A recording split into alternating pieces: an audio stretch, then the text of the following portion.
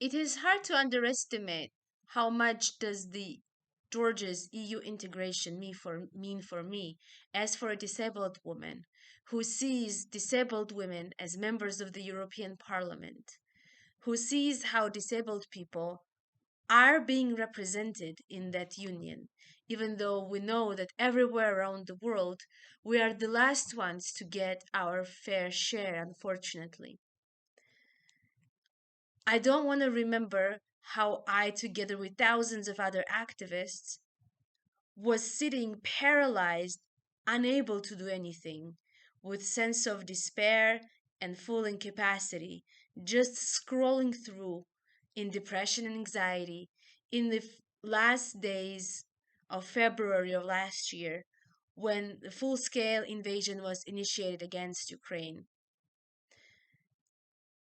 It was the Ukraine's resistance that, well, first of all, we all knew that if Kiev would fall, Tbilisi would be next under attack.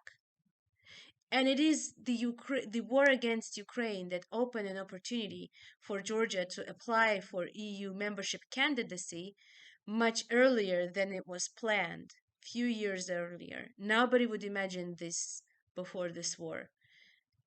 And this is why the Ukrainians fight is really our fight, and they are fighting for us as well. Yes, Georgia unfortunately has gone through similar attack in August of 2008, and nobody gave appropriate and due regard to it back then.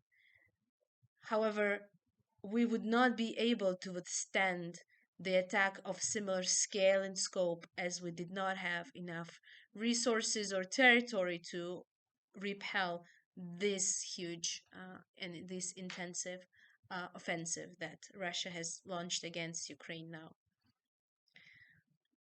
However, if Georgia does not get the EU candidacy status now, the Euroscepticism will be raising, which is very, very concerning to me.